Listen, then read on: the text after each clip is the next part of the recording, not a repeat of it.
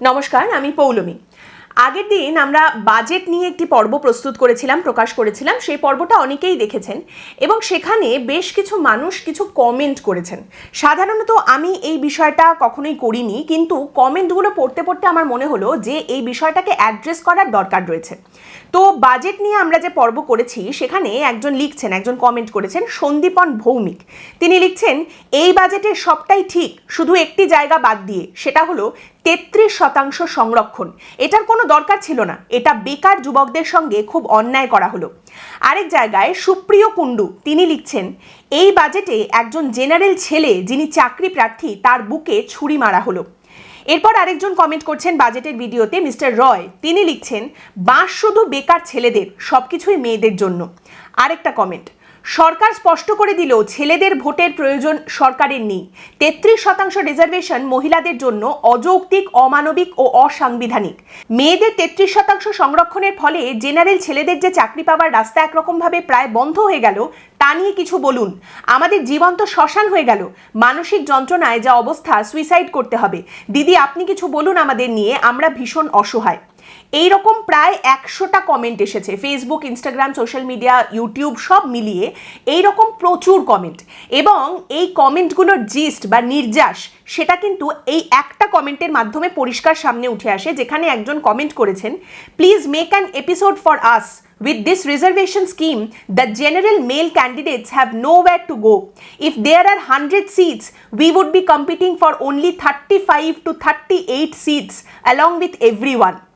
এবার বিষয়টা হচ্ছে, আমাদের মনে হচ্ছে এই বিষয়টাকে অ্যাড্রেস করার দরকার রয়েছে, কারণ এই বিষয়টা আমরা একেবারেই সমর্থন করি না।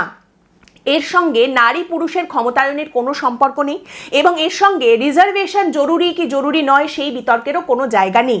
পার্টিকুলারলি এই যে 33% মহিলাদের জন্য সংরক্ষণ করা হচ্ছে সরকারি চাকরি, সেটার কথা বলছি, যে সেটাকে আমরা সমর্থন করি না।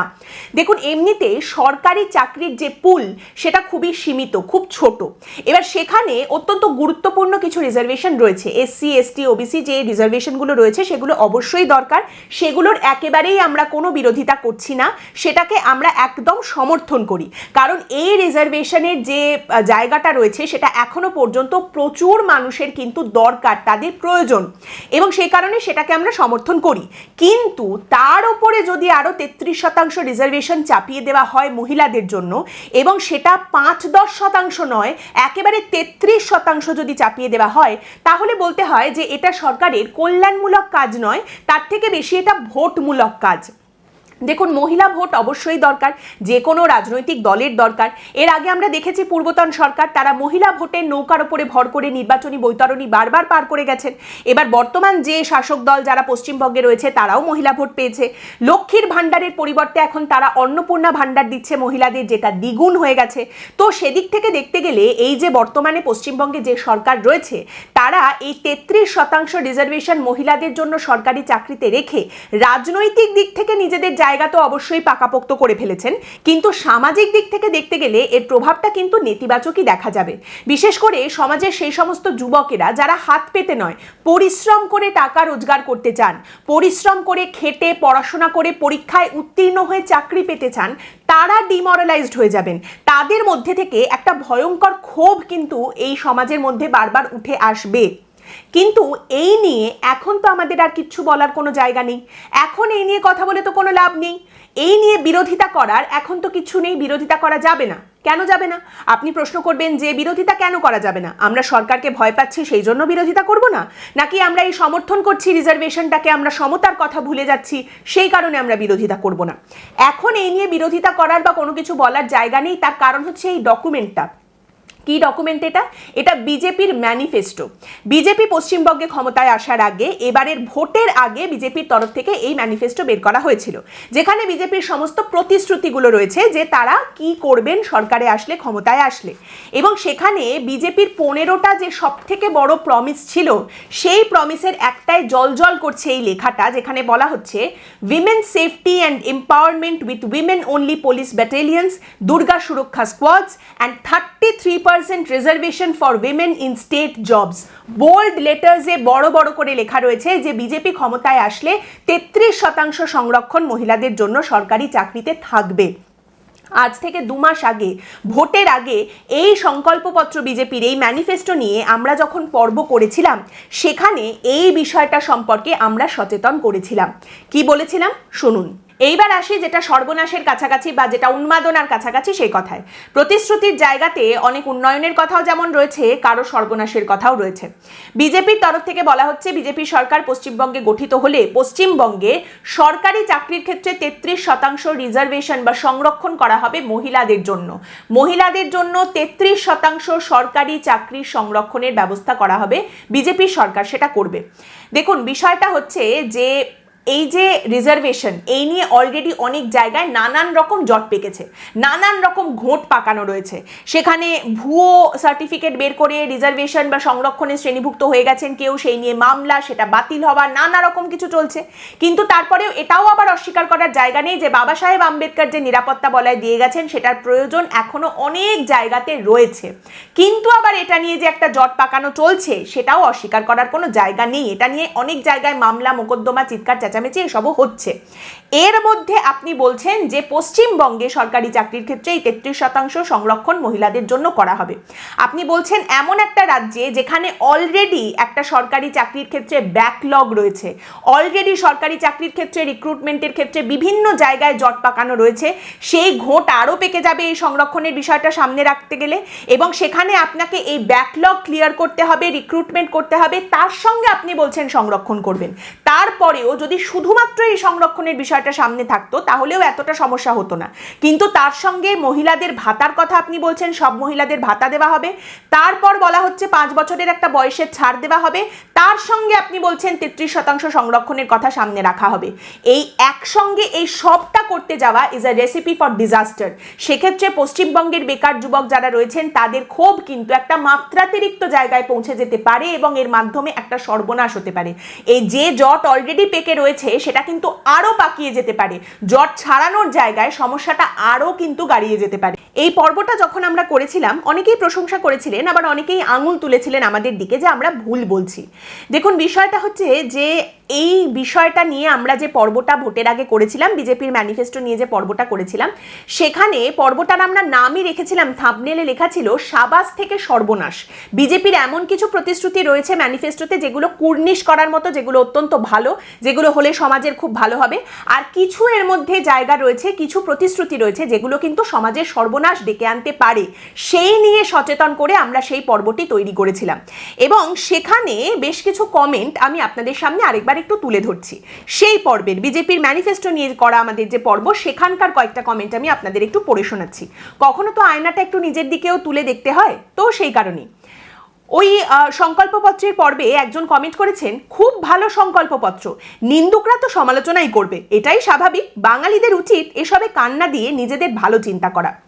অভিজিৎ ভৌমিক নামে একজন, তিনি কমেন্ট করেছিলেন, ইনি আনাড়ির মতো অ্যানালিসিস করেন অথবা এনাকে কেউ ইনফ্লুয়েন্স করেন। কোনো ভালো কাজ কিছু করতে গেলে কিছু রিস্ক, কিছু লসের মধ্যে দিয়ে তো যেতেই হয়, এটার বোধ এনার নেই। কিছু একটা অ্যানালিসিস করে মানুষের ব্রেন ওয়াশ করা এনার কাজ হয়ে যাচ্ছে এখন। সৌরভ ব্যানার্জি লিখছেন, একটা কথা হয়তো জানা নেই, জসমিন দেশে জদাচার। একটু গভীরে গিয়ে যদি ভাবা যায় তাহলে দেখা যাবে বাংলার অধঃপতনের জন্য একমাত্র দায়ী অতি বাঙালিরাই এবং তাদের অতি কাল্পনিক চিন্তাধারা এবং প্রশ্ন। সেই কবে লেখা হয়েছিল, রেখেছো বাঙালি করে মানুষ করনি। জয়ন্ত দাস তিনি কমেন্ট করেছিলেন, আপনি আগে থেকেই সব কিছু বেশি বুঝে যান, এতটা বেশি বোঝা ঠিক নয়, আপনার থেকে অনেক বেশি বোঝা মানুষ মিলে এটা বানিয়েছে। সমালোচনা করতে করতে বুঝতে পারছেন না যে কি করবেন কি নিয়ে, দেখুন না কি হয়, আগে থাকতে এত বুঝে যাবেন না। দেখুন, আপনাদের একটা কথা বলি, আমরা যারা সাংবাদিকতার কাজ করি, বিশেষ করে এই পরিসরে এই প্ল্যাটফর্মে যারা কাজ করি, আমাদের এই কমেন্টগুলো পড়তে কিন্তু ভালোই লাগে। আপনাদের প্রশংসা সেগুলো যেমন মাথা পেতে নিই, তেমনি আপনাদের নিন্দেও তো অবশ্যই মাথা পেতেই নিতে হবে। এই বিষয়টা নিয়ে আমি যখন পর্ব করেছিলাম তখন আমি একটা সচেতন করার চেষ্টা করেছিলাম। আমরা নিজেদের কাজটা করি, দায়িত্ব পালন করি, সচেতন করি, আগে থেকে পয়েন্ট আউট করার চেষ্টা করি। কিন্তু আপনাদের মধ্যে অনেকেই রয়েছেন যারা, আমি কোনো রকম বিতর্কিত শব্দবন্ধ ব্যবহার করব না, কট্টর সমর্থক। তারা যে কোনো কথা শুনলে প্রথমেই তাদের মধ্যে যে ভাবনাটা আসে সেটা হচ্ছে, কি করে বলল, আমার পছন্দের রাজনৈতিক দল একটা কথা বলে দিয়েছে, তারপর সেটা নিয়ে একটা কথা কি করে বলল, এত সাহস কি করে হয় যে সেটা নিয়ে প্রশ্ন করলো, এইটা নিয়ে কথা বলছে, এত সাহস। মানে এমন একটা ভাব যেন এইটা করে, পয়েন্ট আউটটা করে এর মাধ্যমে আমার একটা লাভ আছে, যেটাকে আমি আগে থেকে সেট আউট করে রাখছি, আগে থেকে আমি বেশ মাঠ তৈরি করে রাখছি। না আমি অন্নপূর্ণা ভাণ্ডারের টাকা নিই, না আমি সরকারি পরীক্ষা দিয়ে চাকরি পেতে যাচ্ছি, সরকারি চাকরির কোনো পরীক্ষায় আমি বসছি না, এমনকি রাস্তায় যাতায়াতের ক্ষেত্রে বাসে করে ফ্রিতে যাতায়াত করারও আমার প্রয়োজন পড়ে না। আমার যেখানে যাওয়ার মোটামুটি ট্রেনে করেই আমার যাতায়াতটাও হয়ে যায়। এবং এখানেই আগে ভাগে আরও একটা কথা এবার বলে রাখি, এই যে 33% রিজার্ভেশন মহিলাদের জন্য দেওয়া হয়েছে সরকারি চাকরিতে রাজ্যে, এটা নিয়ে কারোর কিছু বলার নেই, আমার আপনার কারোর কিছু বলার নেই, কারোর কিছু করার নেই। কেন? সরকার খুব শক্তিশালী সেই কারণে? না, সেই কারণে নয়। তার কারণ একটি রাজনৈতিক দল ক্ষমতায় আসার আগে এটা প্রতিশ্রুতি দিয়েছিল, তারা বলেছিল আমরা এই কাজটা করব। প্রতিশ্রুতি দেওয়ার পর, সেটা দেখার পর মানুষ তাদের ভোট দিয়েছেন, তাদের ক্ষমতায় নিয়ে এসেছেন, এবার তারা প্রতিশ্রুতি পূরণ করছেন। তো কেউ একজন কথা দিয়ে কথা রাখছেন, তাকে তো আপনি কিছু বলতে পারবেন না। আমি তো এখন একটা রাজনৈতিক দলের কলার ধরে চিৎকার করতে পারি না যে আপনি কথা দিয়েছিলেন, আপনার কথা আপনি কেন রাখলেন, why did you keep your word, আপনি কেন আপনার প্রতিশ্রুতি পূরণ করছেন? এটা তো করা যায় না। প্রতিশ্রুতি পূরণ না করলে দোষারোপ করা যায়, প্রশ্ন করা যায়, প্রতিশ্রুতি পূরণ করলে তো সেখানে সেই নিয়ে কিছু কথা বলার নেই। বিজেপির এটা কথা দেওয়া ছিল যে আমরা এটা করব, বিজেপি ক্ষমতায় এসে সেটা করছে, পরিষ্কার হিসেব। কথা রাখার জন্য যদি এখন দোষারোপ করতে হয় এবং বলতে হয় কেন তুমি কথা রাখলে, কেন তুমি এটা করছো, তাহলে তো সেটা অন্ধবিরোধিতা হয়ে যাবে, যেটা একেবারেই আমার কাজ নয়। এবং এখন এই 33% রিজার্ভেশনের কথা সামনে দেখে যদি আপনার নিজের জীবন জীবিকা নিয়ে প্রশ্ন জাগে, যদি মনে সংশয় তৈরি হয়, তাহলে আপনাকে এই বিষয়টাই 2 মাস আগে ব্যক্ত করতে হতো। তখন আপনাকে এই ভয়ের কথা জানাতে হতো, এর বিরোধিতা করতে হতো, এর বিরুদ্ধে প্রতিবাদ করতে হতো, যখন বিজেপির এই প্রতিশ্রুতি সামনে এসেছিল, যখন এই ম্যানিফেস্টো সামনে এসেছিল। আমি আমার কাজ করেছিলাম, আপনাদের সামনে সেই তথ্য রেখেছিলাম, সচেতন করেছিলাম, প্রশ্ন করেছিলাম। Always read the fine print, কে কি বলছে না বলছে সেটা দেখা দরকার রয়েছে। এবং এই কথাগুলো আপনাদের রিলে নেচে নেচে কেউ বলেনি, কিংবা সন্ধেবেলা চিৎকার চেঁচামেচি করে চোখে চোখ রেখে হেঁটে হেঁটে নেচে নেচে ঘন্টাখানেক ধরে কেউ এই কথাগুলো বলেনি। আমরা শুধুমাত্র আমাদের কাজটা করেছি। এবং তারই সঙ্গে এই কথাটা বলতে হয় যে দেখুন, মহিলারা এই সংরক্ষণটা চেয়েছেন, 33% সংরক্ষণটা চেয়েছেন, এমনটা কিন্তু নয়। হ্যাঁ, মহিলারা লক্ষ্মীর ভাণ্ডারের টাকাটা বাড়িয়ে অন্নপূর্ণা ভাণ্ডারে ডাবল টাকা দেওয়া হোক, 3000 টাকা দেওয়া হোক, সেই দাবিটা করে থাকতে পারেন। কিন্তু এই সরকারি চাকরির ক্ষেত্রে তারাও এই রিজার্ভেশনটা চেয়েছেন, দাবি করেছেন, এমন কোনো তথ্য অন্তত শেষ 6-7 মাসে কিন্তু আমার কাছে নেই। সরকার স্বতঃপ্রণোদিত হয়ে এই প্রতিশ্রুতি রেখেছিল, ক্ষমতায় আসার সঙ্গে সঙ্গে সরকার তার কথা রেখেছে, প্রতিশ্রুতি পালন করেছে। না পৌলমী তুমি বলো 33% কি ঠিক, না পৌলমী তুমি বলো 33% কি ভুল। দেখুন, ভাতা আশীর্বাদ না অভিশাপ, রিজার্ভেশন বা এই সংরক্ষণ এটা জরুরি না জরুরি নয়, জরুরি হলে কতটা জরুরি, এগুলো খুব তাত্ত্বিক প্রশ্ন, খুব কাগুজে আলোচনা। এবং আপনি আজও খুঁজে পেয়ে যাবেন, আপনি যদি খুঁজতে চান, আপনি যে দিকটা শুনতে চাইছেন সেটা বোঝানোর জন্য আপনি লোক পেয়ে যাবেন। গাঁক গাঁক করে চিৎকার করা কেউ, কোনো চিটফান্ড খুঁড়ো, কোনো ওই ভেগ ধরা বিড়াল তপস্বী, কাউকে না কাউকে আপনি পেয়ে যাবেন যিনি আপনাকে গোটা বিষয়টা বুঝিয়ে দেবেন। কিন্তু মোদ্দা কথা এটাই যে একজন যদি একটা প্রতিশ্রুতি দেয়, তারপর সে ভোট পেয়ে বিপুল ম্যান্ডেট নিয়ে যদি ক্ষমতায় আসে, সেই কথা দেওয়ার পর এবং ক্ষমতায় এসে সে যদি সেই প্রতিশ্রুতি পূরণ করে, তাহলে তো তাকে দোষ দেওয়া যায় না। এইটুকু ম্যাচিউরিটি তো সকল নাগরিকেরই রয়েছে যে আপনি এটা জানেন, ভাবিয়া করিও কাজ, করিয়া ভাবিও না। এবং সব শেষে বলি, আজকের এই পর্বটা যারা এই মুহূর্তে সংশয়ের মধ্যে রয়েছেন তাদের কাটা ঘায়ে নুনের ছিটে দেওয়ার জন্য নয়, কিংবা আমি কত বড় হনু আমি আগে থেকে বলে দিয়েছিলাম সেটা বোঝানোর জন্যও নয়। আজকের এই পর্বটা একেবারে শুধুমাত্র এই বিষয়টা বোঝানোর জন্য যে আপনারা প্রত্যেকে সচেতন নাগরিক হিসেবে যখন আপনাদের সামনে এই খবরগুলো দেখতে পাচ্ছেন, এই তথ্যগুলো আপনারা পাচ্ছেন, আপনারা যখন অবগত রয়েছেন এই সমস্তটা সম্পর্কে, তখন আপনাদের এটা ঠিক করতে হবে যে আপনারা কোন খবরটা শুনতে চান, কার খবর নয়, কোন খবর, যে খবর আপনার কাজে লাগে, যে খবর আপনাকে সচেতন করার মতো সেইটা, নাকি চিল চিৎকার চানাচুর সেটা শুনতে চান, এইটা কিন্তু ঠিক করতে হবে। আমরা এখানেই রয়েছি আপনাদের সাথে, আপনাদের পাশে। আজকের পর্ব এখানেই শেষ করছি। আপনাদের মতামত অবশ্যই জানাবেন। পরের দিন দেখা হবে অন্য একটি বিষয় নিয়ে আলোচনায়। ভালো থাকবেন।